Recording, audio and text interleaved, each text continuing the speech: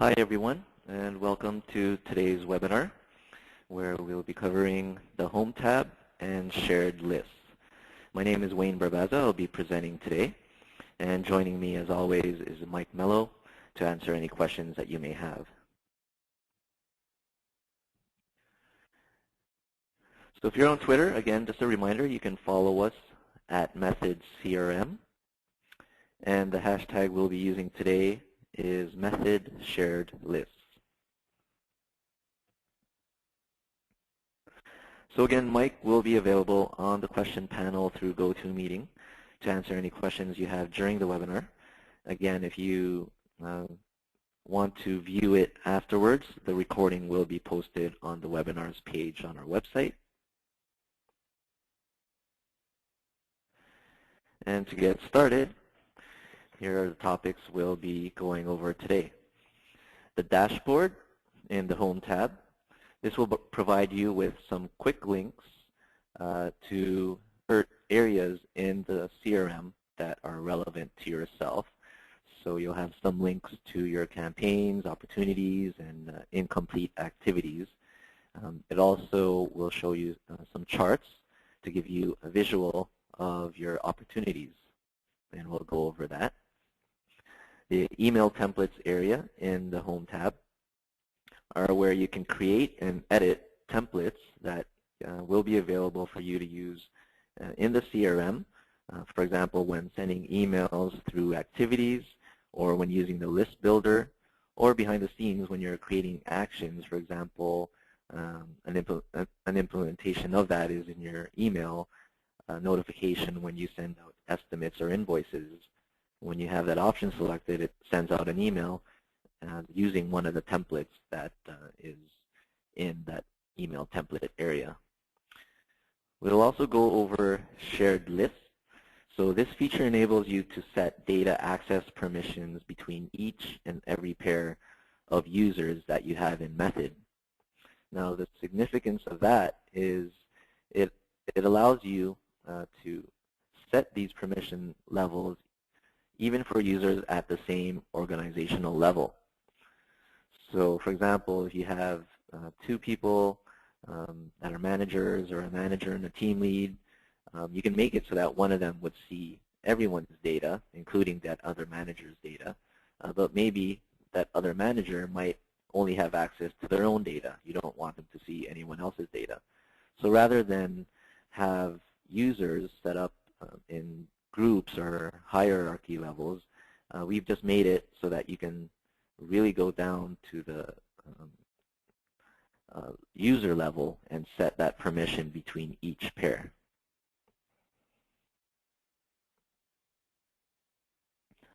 Okay, so we'll just get started. I'll go over to my browser here. So here I'm logged in as the admin of the account, myself, Wayne. I'm in my home dashboard. And from here are the quick links that I was talking about earlier. So for example, if I go to this link, 5 campaigns assigned to me, it'll simply take me to the campaigns area. And so I can view each of those campaigns if I like. So again, it's just a quick link. Same thing for opportunities. It's saying I have 23 opportunities, so if I want to quickly go to the Opportunities tab, here are my listings of the 23 records. Similarly for incomplete activities, it's going to show me the 18 activities that are incomplete and assigned to me, and that are due on the date, the current date, or in the past. Okay.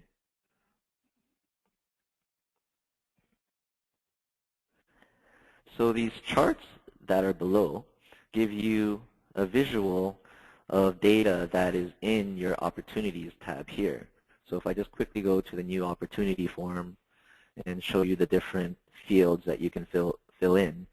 So for example, you have your stage field here, so you have different stages that you can have your opportunities at. You have your amount field, so the total amount for this potential revenue, and then a probability percentage. So this usually in the CRM world would correspond to your stage. So usually you'd see this number go up as you take your opportunity through the stages leading up to closing them. So that data is what's used to actually create these visuals for you here. So this first one, the pipeline opportunities by stage, will show you the value of your opportunities at those various stages. So the way this is laid out is it's going from your earlier stages to your later ones. So the way it's set up now, you'd usually like to try to see this where there's a balance amount going down. So the more you have in these later stages, it's an indication that you're getting closer to closing more deals with that value. So at the very beginning, you would expect to see a lot of money in this area for prospecting. And as you take them through the stages, a lot of leads will drop out, they'll close, and you'll lose them early on. But you still want to try to maintain a balance and have your values here in your later stages grow. So that's what that shows. The conversion rate, really simple pie chart here, showing you your closed won versus closed lost opportunities. So this is not a really good number right now. It's just showing that I have 100% closed lost and no won opportunities. Pipeline by user. So it's just going to show the total amount of all your opportunities by user. So like a leaderboard, as it says there. And then a month-by-month visual of your opportunities moving into the future. And then you can select different users here, and it'll pull up their data. So you'll see here in a moment that the charts will change according to Crystal's data.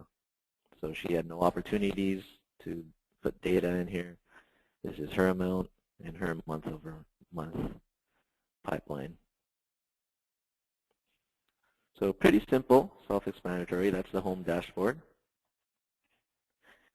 Now, email templates, as I mentioned earlier, this is where you can create and edit the existing templates that go out throughout the system.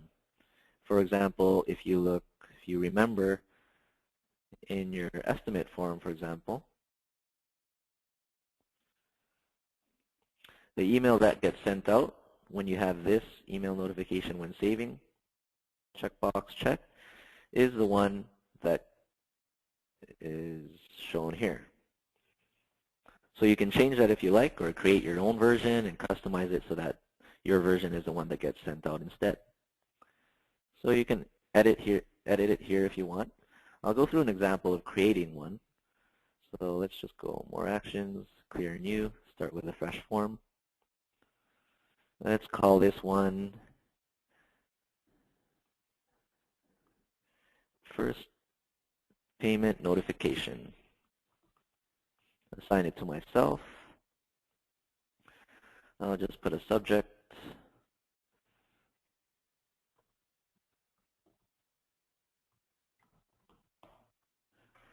I can mark it as is active.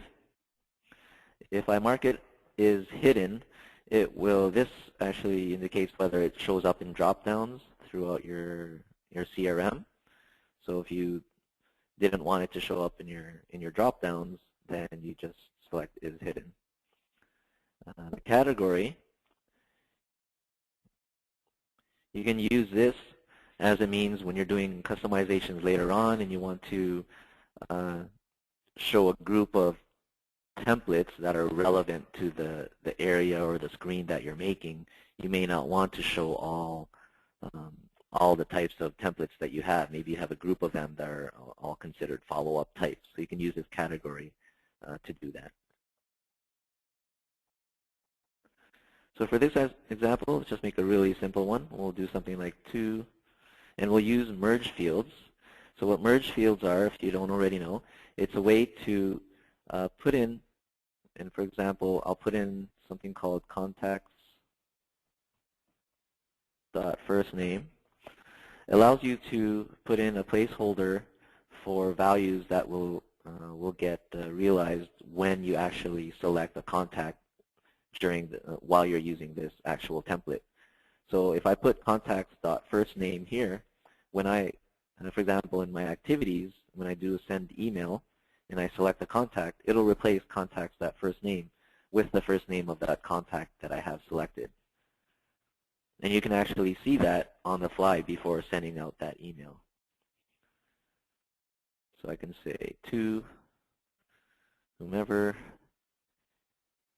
your first payment is due, the current total balance on your account is, and I can put customer dot balance. That's another merge field. Thanks. So we'll save that. That should now appear in my listing here.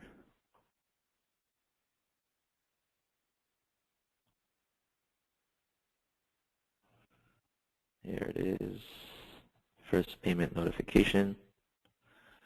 Okay, so we'll leave that as is, and we'll use it later on. Well, actually, I'll just show you now.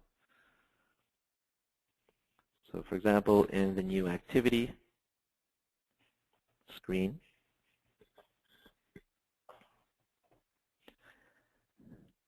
let's say you want to send out an email, and because I put contacts.firstname as opposed to customer.firstname, it's actually going to look at the contact that I have selected here as opposed to just the main customer of that, or the main contact for that company.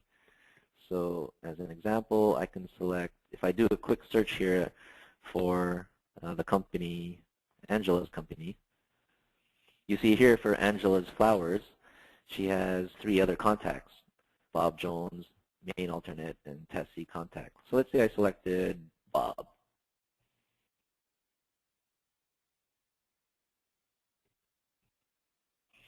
And send an email.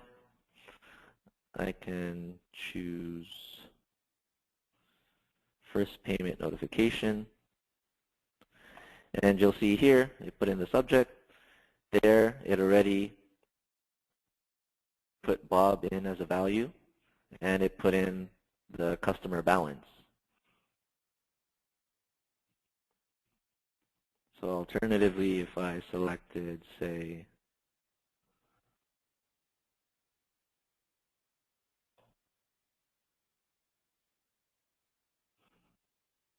this contact,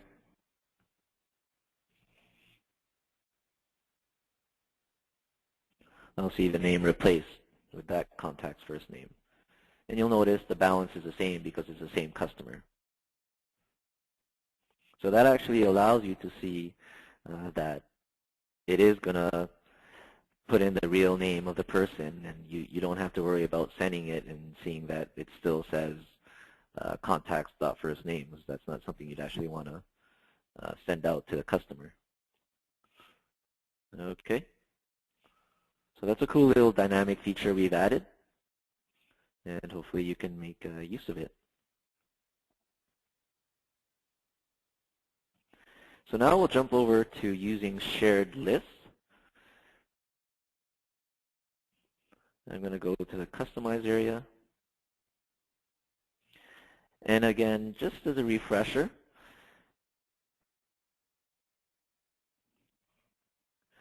as I have said before, with your users, we didn't make the permission setting focused on groups or levels. We've made it so that each and every single user pair of users can have distinct data access permissions set between them. So as an example, I'm in here logged as Wayne, so I have access to this customized users area. Let's set my settings So I'm going to go jump quickly to step number 6.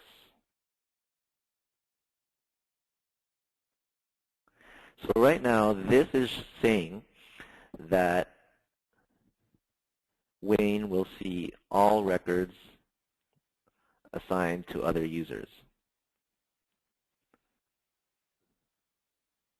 If I uncheck that, I can then specify specifically what my relationship is between all the other users in method. Before doing that, I'll just quickly explain what these 2 other checkboxes here are. So empty records, this means you may have records in the system, whether they're activities that don't have an assigned to, or transactions and customers that don't have a sales rep. So for those records, do I want Wayne to be able to see them or not? If so, I can check this. If not, I can leave it unchecked. So for missing assignments, what that means is, as you already know, I'll just quickly jump to step 1 of this window. When you create a method user, it's not necessarily linked to an employee or user in QuickBooks. The way you link an employee to a user in method is in this very first step here. So when I first created Wayne as a user in method, and I started filling out all the data here, this field here, linked to employee, vendor, other name, or sales rep in QuickBooks, is what you use. So this will list all the employees in QuickBooks. This is coming directly from QuickBooks. And when I select them here, it's going to link this employee in QuickBooks, that sales rep, with that sales rep ID, to this user. So that's where this comes in. I jump back to here.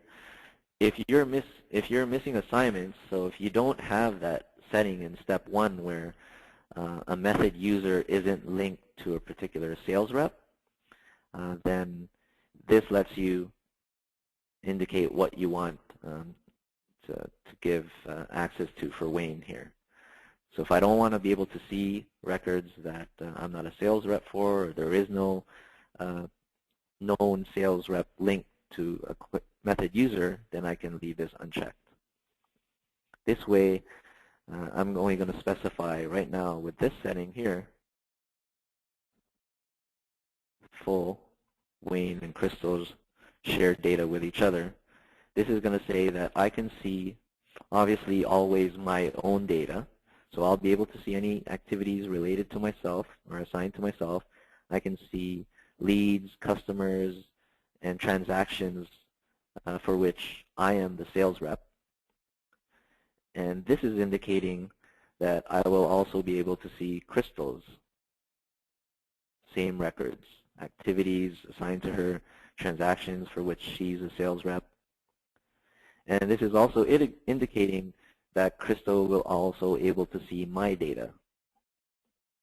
Okay, so I can actually set that so that I can perhaps only access Crystal's, but Crystal cannot access mine, or the other way around.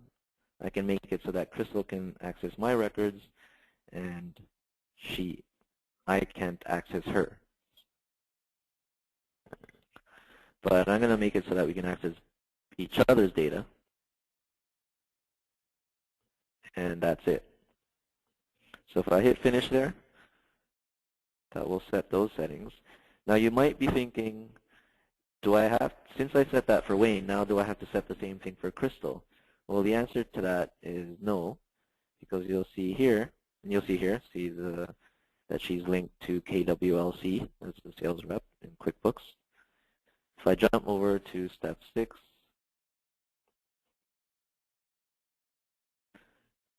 you don't have to worry about setting that same setting for Wayne in Crystal's profile. So here you see it's already set to full. So if I change my data access permission levels for Crystal in Wayne's properties, the same setting will be set when you go to Crystal's properties. Okay. And you'll see here that we've also made it so that another user, team lead, can access Crystal's records, but Crystal cannot access team leads. And this doesn't affect in any way the data access relationship between Crystal and Wayne. This is just between team lead and Crystal. And now in this one, with Ron B, I can say Ron B can access Crystal's records. So if I hit finish there, let's test this out. So if I'm Crystal and I log in to the system,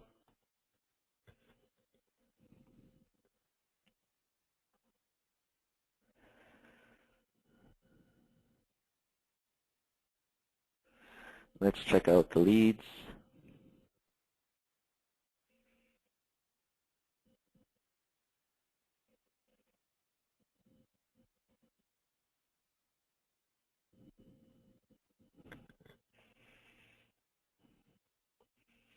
And you'll see here that Crystal has access to Wayne's records because that's the setting between the two. Wayne and Crystal are sharing with each other. And she has also access to hers.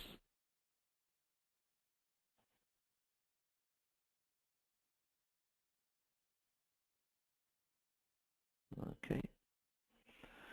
Now the other setting that I was going to mention is FSG Manager, who you might want to be able to see everyone's data. So if you want that type of setting, you just check this box here or leave it as it is because that's default. So if I now go back in as FSG Manager,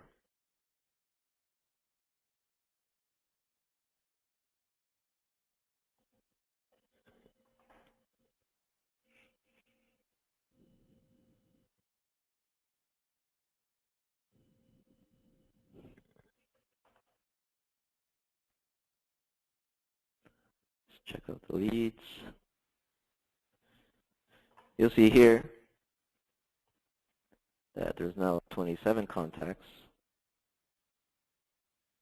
And this manager is able to see contacts assigned to RB, WB, KWLC, SDY, as well as any contacts that don't have any assignments to them.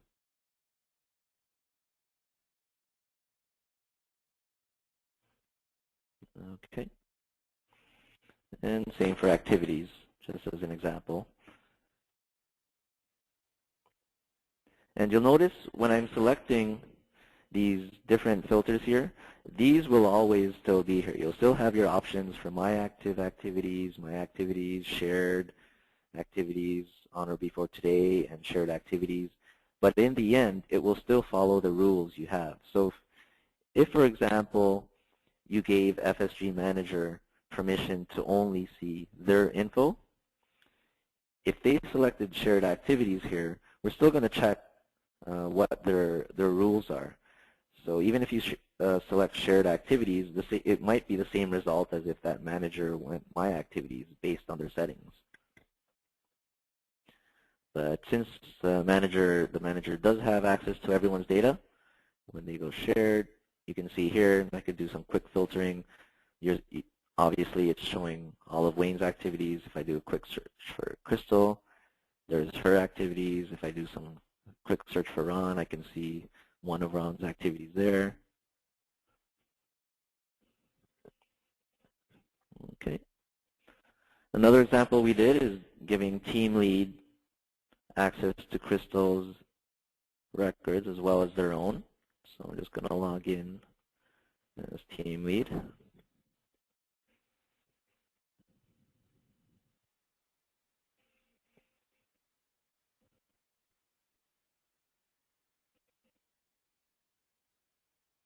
go to leads.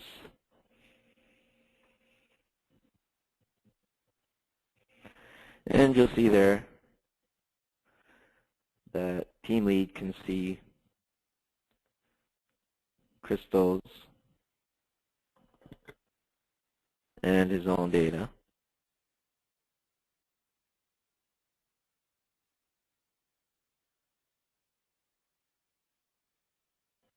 Okay.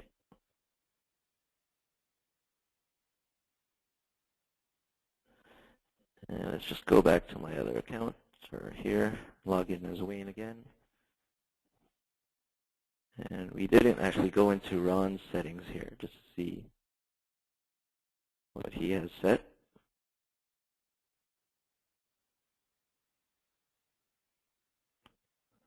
So right now he has access to everyone's records, but if we, again, make it so that he is following this rule that we set already between him and Crystal,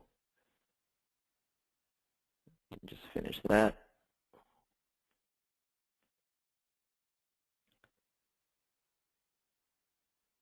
So I'll just make sure I go in here again, just verify that these settings are correct.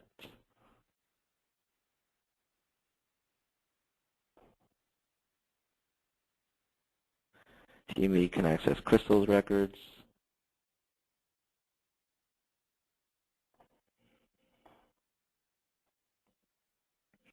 So now if you go in as Ron B, MSP 20 star.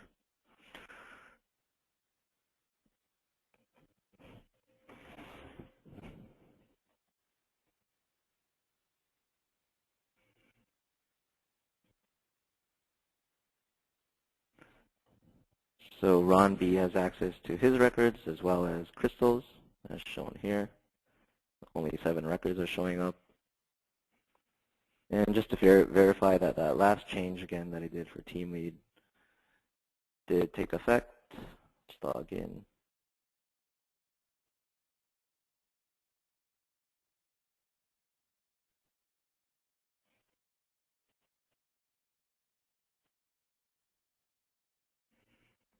And now you can see that team lead only has access to Crystal's records,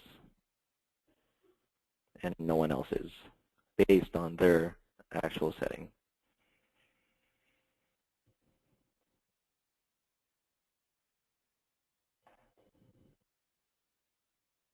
Okay. There we are.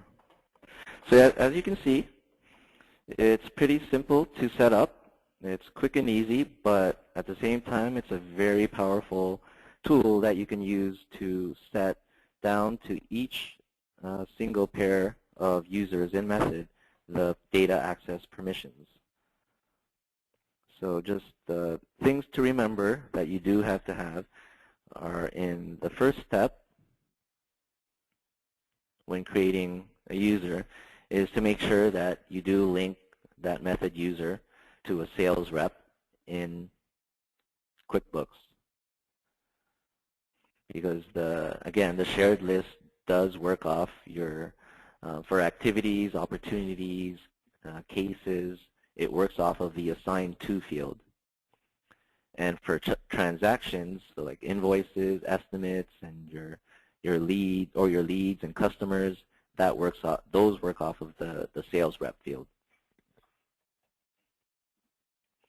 Okay, so just make sure you have those settings in, and then again in your properties for each user, just make sure that they do have the specific settings, and you can go through and set them for each of the other users in method.